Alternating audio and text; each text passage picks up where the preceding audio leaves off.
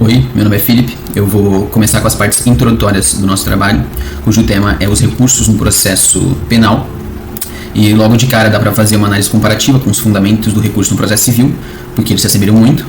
Existem dois principais que tangem os recursos no processo, que seria a falhabilidade humana e a inconformidade do acusado. O primeiro dita sobre a possibilidade de um juiz, quando decretar uma decisão, uma sentença, ele errar na observação dos fatos. Afinal, o ser humano ele não é perfeito, então ele pode sim errar quando decretar uma sentença, e aí dentro do direito constitucional daquela parte que foi prejudicada, ela pode requerer então a reanálise a um juízo ad quem, de uma forma colegiada. E o segundo, que seria a inconformidade do acusado, ela é necessária porque, ainda que o prejudicado ele perca algo no processo, ele pode entender que aquela sentença tecnicamente foi justa, e se ele não se inconformar, então não haverá recurso, correto?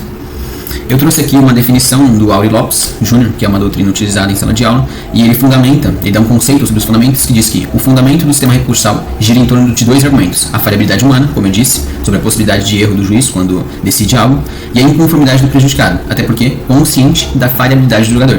O que significa isso? Que são fundamentos correlatos. Eles não existem tecnicamente um sem o outro. Até porque se ele está inconformado é porque ele entende que o juiz errou. Então eles andam em conjunto. No que tange ao conceito do recurso no processo penal, ele pode ser entendido também como o conceito do recurso no processo civil, que seria nada mais do que um prolongamento do direito de ação. Ou seja, a pessoa tem o direito de agir e ela tem o direito de postergar esse direito de ação, justamente requerendo, como eu disse antes, um direito constitucional, que seria o duplo grau de jurisdição. A possibilidade de um juízo ad quem, um juízo superior, em sua colegiabilidade, decidir a mesma matéria. Tá? Então, nada mais é o recurso, em seu conceito, um meio do qual se busca a reforma de uma decisão através de um novo procedimento, retardando-se então o trânsito em julgado. Por isso fala-se da anterioridade à coisa julgada, por isso fala-se de um prolongamento do direito de ação, porque ele tem um efeito obstativo. O recurso obsta o trânsito em julgado do processo. No processo penal, elas também se assemelham às classificações no recurso civil, podendo então ser um recurso total ou parcial, ou seja, requerer uma reanálise do julgado de forma total ou de forma parcial, atacando apenas alguma parte da decisão atacada. Ele também tem um rol limitativo ou taxativo, mas essa é uma constituição do próprio direito brasileiro quanto aos recursos, ou seja, não há a possibilidade de um recurso ser interposto de forma estranha ao que está posto no ordenamento jurídico. Não se cria um recurso na hora em que quer se interpor. Já existe um rol taxativo dos recursos que deverão ser interpostos. Tá? Tem a de fundamentação livre, ou seja, seria aqueles que buscam uma reanálise da matéria, do fato e do direito, e também tem os de fundamentação vinculada, que aí seriam os recursos extraordinários, e eles buscam só uma reanálise do direito, geralmente, usualmente, com uma reanálise de uma norma constitucional que não está sendo observada, ou então uma norma infraconstitucional. Tá? O recurso também ele pode ser ordinário, ou seja, é apenas um prolongamento do direito de ação, ele só quer um novo exame daquilo porque ele acredita que houve a falhabilidade humana e ele está inconformado com a decisão, assim ele ataca ela. E também há o recurso extraordinário, como eu falei para vocês já, seria nada mais do que uma reanálise da matéria de direito, e aí porque está sendo prejudicado de alguma forma, não está sendo cumprido alguma lei constitucional ou infraconstitucional. Tá? Outras classificações elas podem ser entendidas como a classificação horizontal ou então classificação imprópria do recurso, que seria quando um recurso ele é posto para reanálise do mesmo julgador daquela decisão atacada, por exemplo, os embargos de declaração. E também tem a classificação vertical ou própria, que é quando um juízo ad quem, uma turma colegiada, é que vai reavaliar, que vai fazer a reanálise do processo. Tá? Aqui vale uma observação de que o recurso em sentido estrito ele teria uma natureza mista, e dando continuidade às classificações, elas podem ser o recurso pode ser voluntário e também pode ser obrigatório ou de ofício. O voluntário é aquele que justamente busca uma reanálise, está inconformado, então poderia ser entendido como um recurso ordinário ou então extraordinário também. Mas a questão é que o voluntário ele requer uma ação da parte inconformada. Já o obrigatório ou de ofício é aquele que é previsto para quando a união faz parte de um processo, que aí nada mais é do que o reexame necessário, ou seja, a necessidade da decisão ser reavaliada antes que transite em julgado. Muito obrigado pela atenção. Olá pessoal, meu nome é Davi e eu vou dar prosseguimento ao nosso trabalho sobre recursos no processo penal, falando um pouco sobre alguns efeitos dos recursos. Eu listei 4 aqui: o efeito obstativo, o efeito devolutivo, o efeito suspensivo e o efeito translativo. Vou falar agora sobre o efeito obstativo, que segundo a doutrina, a interposição de qualquer recurso impede a percussão temporal e o trânsito em julgado da decisão, sendo este somente verificado com o julgamento definitivo do recurso. Então, conclui-se que, durante o processamento até o julgamento definitivo do recurso, não há que se falar em preclusão temporal, sendo por consequência afastado o trânsito julgado da matéria. Este é o chamado efeito obstativo do recurso, que é basicamente a paralisação do processo até que esse recurso seja deferido ou indeferido, e a impossibilidade do trânsito julgado sem que esse recurso seja apurado. Né? O efeito devolutivo dos recursos consiste na aptidão que todo recurso tem de devolver ao órgão ad quem o conhecimento da matéria impugnada. Ele devolve toda a matéria para o reexame em instância superior para que a sentença seja anulada, reformada ou também mantida. O efeito suspensivo é aquele em que suspende a eficácia da sentença proferida, ou seja, após proferida a sentença, interposto recurso, sendo-lhe concedido tal efeito, a decisão recorrida não poderá surtir efeitos até que haja novo julgamento. O efeito translativo, que de acordo com a conceituação de Nelson Luiz Pinto, o efeito translativo ocorre quando o órgão ad quem julgar fora do que foi pedido, sendo normalmente questões de ordem pública que devem ser conhecidas de ofício pelo juiz. O efeito translativo, portanto, é a manifestação do princípio inquisitório, em virtude do qual, em situações determinadas por lei, já que o princípio inquisitório é excepcional, pode o órgão judicial agir e pronunciar-se de ofício, independentemente de pedido ou requerimento da parte ou do interessado. Dando prosseguimento aos efeitos recursais, eu vou falar agora sobre o efeito substitutivo, o efeito regressivo e o efeito extensivo. Entende-se pelo efeito substitutivo a possibilidade da decisão proferida pelo órgão ad quem, ou seja, o órgão superior, substituir aquela que fora recorrida. Significa que toda vez que um recurso é admitido para ser julgado, a decisão que examina o mérito recursal substitui a decisão anterior. Por exemplo, na apelação, o tribunal reexamina a sentença e profere uma nova decisão que substitui a sentença impugnada. O efeito regressivo é o efeito que permite ao prolator da decisão se retratar da decisão proferida, evitando remessa ao órgão recursal. É o efeito que permite ao próprio juiz, prolator da decisão impugnada, rever sua decisão. Sempre que for aberto um juízo de retratação ao órgão prolator da decisão, trata-se de efeito regressivo. Por fim, o efeito extensivo é o efeito que resulta quando o resultado do provimento de um recurso é estendido em benefícios dos demais corréus que não recorreram, desde que a decisão esteja lastrada em motivo que não seja de caráter exclusivamente pessoal. Seguindo com a apresentação, eu vou falar sobre os princípios recursais. Eu coloquei eles aí no slide: o duplo grau de jurisdição, o princípio da taxatividade, o princípio da unirrecorribilidade, também chamado de singularidade, o princípio da voluntariedade, o princípio da fungibilidade, non reformatio impejus, o princípio da complementariedade e o princípio da colegialidade. Começando pelo princípio do duplo grau de jurisdição, é o princípio que diz que toda decisão pode ser apreciada por um órgão superior. Não necessariamente precisa ser da primeira para a segunda instância, pode ter uma decisão, um acórdão, né, de órgão superior que vai ser apreciado pelo STJ, por exemplo. O princípio da taxatividade é o princípio que só pode ser considerado recurso o que está previsto expressamente em lei, ou seja, não existindo hipótese de recurso sem previsão legal. O princípio da unirrecorribilidade e da singularidade parte da premissa de que, para cada decisão a ser acatada, há um único recurso próprio e adequado previsto no ordenamento jurídico. O princípio da voluntariedade, que tem base no artigo 574 caput do CPP, cuja previsão não obriga a defesa a interpor recurso de decisão favorável ao réu. Assim, os recursos, em regra, são voluntários, recorre apenas àquele que possui interesse na reforma de uma decisão, ou seja, não existe recurso obrigatório. O princípio da fungibilidade, que é o princípio que versa sobre o recurso interposto de maneira errada poderá ser recebido como correto, desde que não exista má-fé. O non reformatio impejus, que diz que o recurso interposto pela defesa nunca poderá agravar a situação do réu, nem mesmo de forma indireta.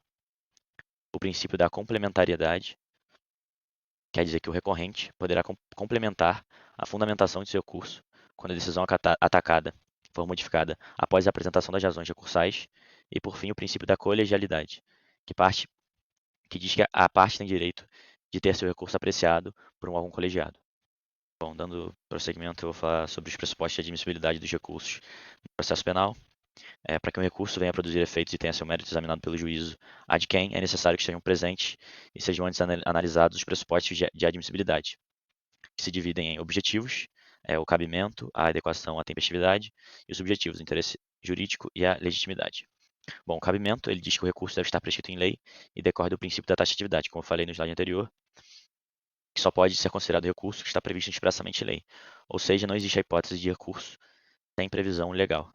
A adequação que diz que o recurso deve ser adequado à decisão que se pretende reformar, mas é importante ressaltar também, como eu falei no slide anterior, de acordo com o princípio da fungibilidade recursal, interpondo o recurso inadequado, mas o recurso estando no prazo daquele que seria o correto, não havendo má-fé e não havendo também um erro grosseiro, o recurso ele pode ser reconhecido, e a tempestividade, que diz que a interposição de um recurso deve ser feita dentro do prazo previsto em lei. Bom, os objetivos, o interesse jurídico, ou seja, a necessidade é encontrada pela parte de obter uma reparação que só pode ser obtida via jurisdicional e a decisão ou sentença prolatada não trouxe essa reparação. Aí ele entra com recurso. E a legitimidade, que nos termos do artigo 577 do Código de Processo Penal, diz que o recurso poderá ser interposto pelo Ministério Público, ou pelo querelante, ou pelo réu, seu procurador ou seu defensor, e o parágrafo único não se admitirá, entretanto, recurso da parte que não tiver interesse na reforma ou modificação da decisão. Portanto, a legitimidade somente admitirá recurso da parte que tenha interesse na reforma ou modificação da decisão. Olá, turma. Olá, professor. Meu nome é Júlia Brum, e eu vou falar, já entrando um pouco em relação aos temas dos recursos e tudo mais, já falando do tema em si, né? Antes a gente fez uma breve introdução falando dos conceitos e tudo mais, agora a gente vai dar exemplos de recursos na prática, né? Então, eu vou falar sobre as ações de impugnação ou ações de desconstituição, que traz, né, como conteúdo a revisão criminal prevista no artigo 621 até o artigo 631 do Código de Processo Penal. Vou falar do habeas corpus, que está presente no artigo 647 até o artigo 667 do Código de Processo Penal. E, por fim, para finalizar, vou falar sobre o mandato de segurança, que está previsto numa lei separada, que é a Lei 12.016 de 2009. Bom, dando início ao que se trata a revisão criminal e posteriormente falando sobre o habeas corpus. Primeiro, a revisão criminal, ela vem de um entendimento, ela vem de uma visão que o ordenamento jurídico brasileiro tem, que ele reconhece que mesmo que uma condenação tenha sido transitada em julgado, podem existir erros perante o resultado que foi apresentado, podendo ser um resultado equivocado, um resultado injusto. Então, diante do erro judiciário, o sentenciado, né, ou aquele que teve a pena privativa de liberdade ou pena restritiva de direito, tem assegurada esse direito, essa faculdade de ingressar com uma ação que revise, né, aquela decisão. Então, justamente, é uma ação de revisão criminal para poder desconstruir essa decisão que tenha sido, mediante a visão do acusado ou da sua defesa, que tenha sido proferida de forma divergente aos fatos ou à lei e às normas que estão vigentes atualmente. Então, a revisão criminal, ela é uma ação penal sui generis que objetiva restabelecer essa verdade material das decisões judiciais. Ela está estabelecida no Código de Processo Penal, e o artigo 621 do Código de Processo Penal, ele elenca as hipóteses que a revisão criminal possa ser recorrida, possa acontecer, e na redação do artigo, ele fala que a revisão criminal, ela vem quando os processos forem findos, né? Só que o STJ, ele entende, ao interpretar o inciso 1º desse artigo 621 do Código de Processo Penal, que a revisão criminal, ela só pode ser atribuída, só pode ser ajuizada contra a sentença penal condenatória transitada em julgado. Então, esse findo, de acordo com o entendimento do STJ, vem do trânsito em julgado da ação. Então, a revisão criminal, ela só é possível se houver uma sentença penal condenatória transitada em julgado, mas a gente tem que entender também que ela é cabível em casos que ocorrem a extinção de punibilidade do indivíduo, porém, quando ocorreu o trânsito em julgado. Então, se for uma sentença penal condenatória que, de alguma forma, absolver o indivíduo, seja por caso de perdão, por prescrição, que extinguiu essa punibilidade, se não houver o trânsito em julgado, não será possível a revisão criminal. Então, diante desse entendimento do artigo 621, do seu inciso 1º do STJ. Então, é preciso ter o trânsito em julgado da ação. E, por fim, com forma de curiosidade também para relembrar, que a revisão criminal ela é passível em decisões de tribunal do júri. Passando agora a falar um pouco do habeas corpus. O habeas corpus, ele é um remédio constitucional, ele é um instrumento processual que tem o intuito de garantir a liberdade do indivíduo. Então, quando o indivíduo está tendo essa liberdade ameaçada, ou quando a pessoa for presa de forma ilegal, por abuso de poder ou por um ato ilegal, é passível impetrar o habeas corpus para esse indivíduo. Eu estagio na defensoria e a gente, vira e mexe, a gente impetra habeas corpus porque, como eu já estagio mediante a execução da pena, o interno, ele tem direito a um benefício, à liberdade condicional ou ao regime aberto já, e não tem acesso a isso, seja por demanda judicial, seja por demora mesmo, e aí a gente impetra o habeas corpus justamente para a gente poder recorrer a essa liberdade que o indivíduo ele tem direito. Então, o habeas corpus é ligado diretamente à liberdade do indivíduo que está sendo ameaçada. Ele está previsto na Constituição, no artigo 5º da Constituição, só que a maioria das suas regras e das suas normas estão previstas no Código de Processo Penal, como eu já havia dito, no artigo 647 até o artigo 667. Então, a maior parte do tema é abordado no Código de Processo Penal. existe um entendimento de que tem o habeas corpus repressivo e o preventivo. O repressivo é quando já tem a prisão ilegal ela já ocorreu e com isso você impetra o habeas corpus. Já o preventivo vem justamente para você prevenir, evitar essa liberdade, evitar essa coação da liberdade. Então, ele é chamado de salvo-conduto, e ele vem para você evitar que ocorra uma coação à liberdade do indivíduo. Então, vem para prevenir mesmo. O artigo 648 do Código de Processo Penal, ele vai descrever algumas situações em que ocorre a prisão ilegal, em que a restrição da liberdade é considerada ilegal. E alguns pontos que o artigo 648 do Código de Processo Penal traz quando não houver justa causa, quando não houver motivação legal, quando for por um tempo maior do que a lei permite, quando for ordenado por uma autoridade que não é competente ou que não podia exercer essa prisão. Então, esses são alguns dos exemplos que são considerados a prisão ilegal, e mediante essa prisão ilegal, a liberdade do indivíduo está sendo ameaçada e, com isso, é passível de impetrar o habeas corpus. Então, o habeas corpus está ligado diretamente à liberdade do indivíduo. E, para finalizar minha parte, depois passar a palavra para a Ana Carolina, que vai concluir o trabalho, falando em relação aos demais recursos, falando do mandato de segurança. O mandato de segurança é um instrumento jurídico que tem a finalidade de proteger um direito líquido e certo que, provado por documentos, ele esteja sendo violado, ele esteja sendo ameaçado por algum ato ilegal ou por algum ato abusivo de uma autoridade pública. Ou seja, o indivíduo ele não está tendo acesso a esse direito que ele tem, a essa informação ou a esse direito líquido e certo que é dele.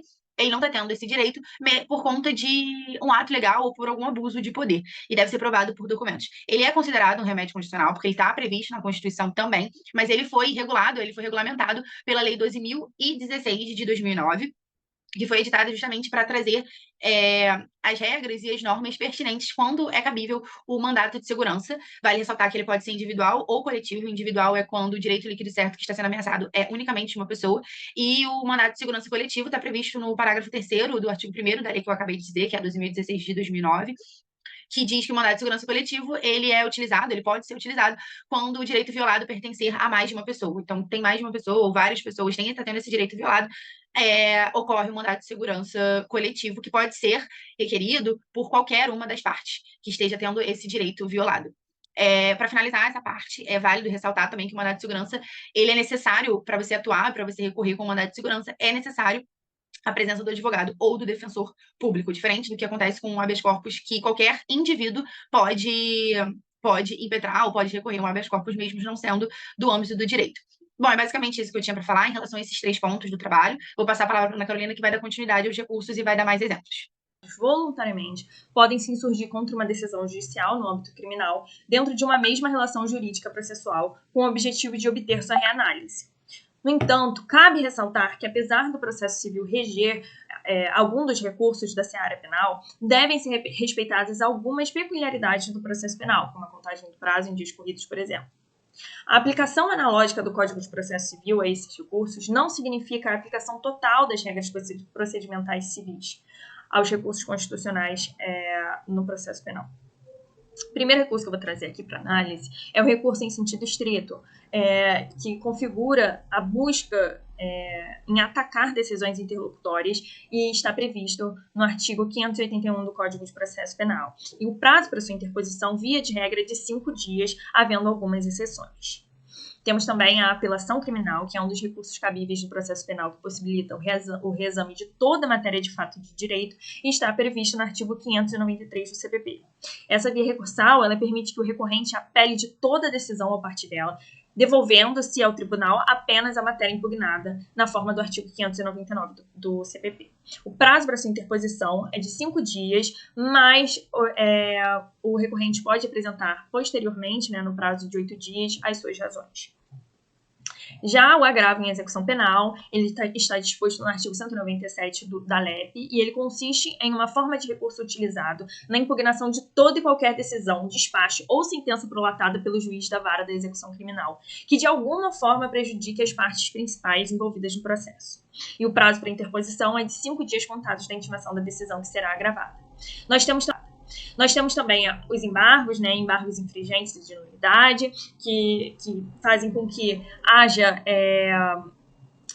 haja uma ampliação do julgamento, aumentando a turma de julgadora para 5 julgadores, e poderão ser opostos dentro do prazo de 10 dias a contar da publicação do acórdão, na forma do artigo 613.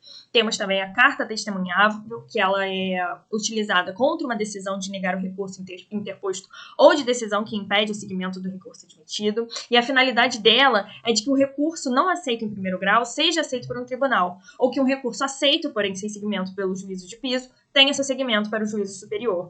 E a sua interposição ela terá de ser feita dentro de um prazo de 48 horas a partir da intimação da decisão do recurso negado. Temos também a correição parcial, que ela visa a emenda de erros ou abusos que importem na inversão tumultuária de atos e fórmulas legais, na paralisação injustificada dos feitos ou na dilatação abusiva dos prazos, quando, para o caso, não haja recurso previsto em lei. O parágrafo 1º ainda acrescenta que o pedido de correção parcial ele poderá ser formulado pelos interessados ou pelo órgão do Ministério Público, sem prejuízo do andamento do feito, e o prazo para sua interposição é de 5 dias, contados a partir da data em que o interessado houver tido ciência inequivocadamente de ato ou despacho que lhe der causa.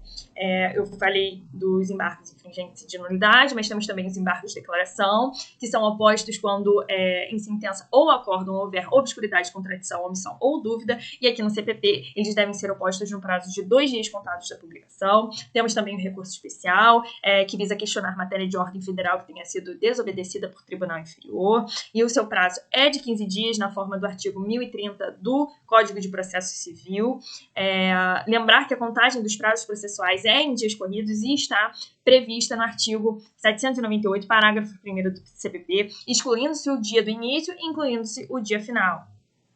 Temos também o recurso extraordinário, que é de caráter excepcional, o qual será apresentado perante o Supremo Tribunal Federal, e ele possui como finalidade precípua o controle da correta aplicação da legislação infraconstitucional.